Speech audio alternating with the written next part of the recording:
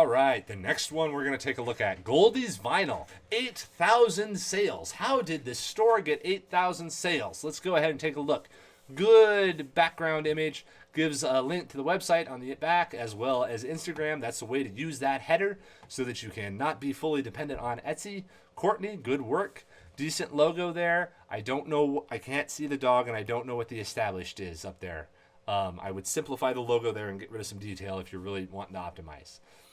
Speedy replies, good shipping, good stuff, good reviews, and a lot of sales. What have you been selling? What's the good stuff here? Cookie cutters, a few other things, a lot of laser cut stuff. Okay, let's see here. A few things, 3D printed. How are you sorting this? Good categories. I'm going to look at the 3D printed stuff because the 3D printed stuff is where I can be helpful. Photos look really good. Nice simple backgrounds, good photos in context. I know that is a duck. That is great. That duck seems a little bit underpriced to me. That looks like a $20 duck to me. I would say that should be a $20 duck. It is Etsy. These are gifts. People don't mind charging a little bit more for them. Tiny elf paper cutter. Yeah, good stuff. Phone stand, good stuff. $3 for the cookie cutter. Yeah. Here's the thing. This comes up with a lot of 3D printing stores. They create a price based off the cost of materials. Don't do that. Do it on the cost of the competition and what it's worth. Cookie cutters are very popular. A cookie cutter you can sell for about $7 to $10 for these types of cookie cutters that are really focused in on golden doodles, golden retrievers, all that kind of stuff. Even though for you it might be fairly cheap to make, you are able to charge more for it. And it's not grimy or dirty because you're able to use it. And it's okay and it's still valuable to the person because these cutters don't exist otherwise. So you can charge more for a lot of your items, even like the controller, grips, and that kind of stuff. Those can be, I don't think you have an item that I've seen so far that should be under $10. And I see regular pricing is 10 to 12.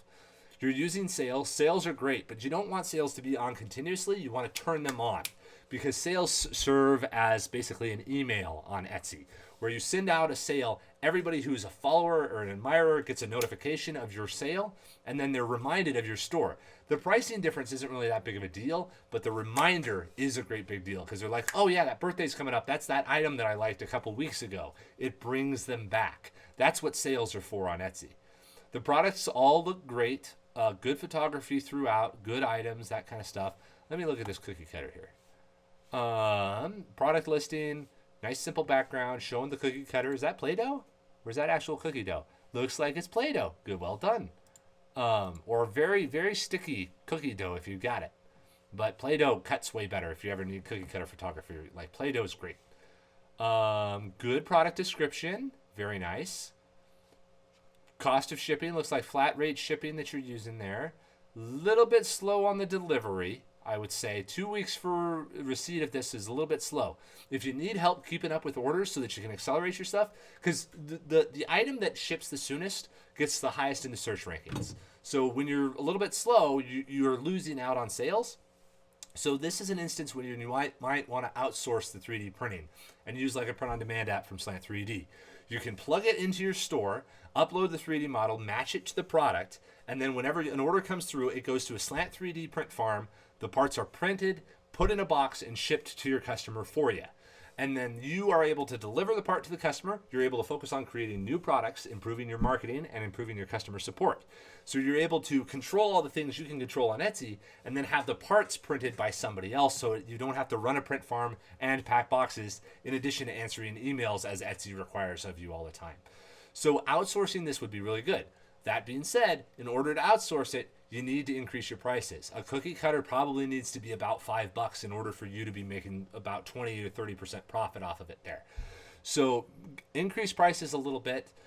If you want to, and if you feel like if you want to go even higher in search rankings, and if your shipping is indeed that low cost, you can also give free shipping, which will bump you up in search rankings, and then integrate that cost in the product. So if you charge $9 for this cookie cutter, which you totally can, then you could have somebody else print it for you.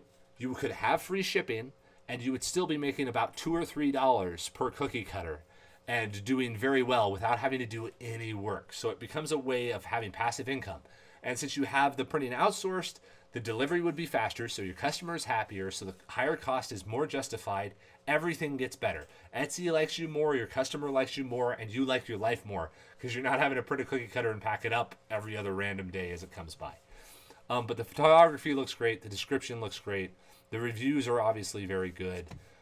Great reviews on the store in general. Just good work there. Yeah, this is a very nice store. Good photography.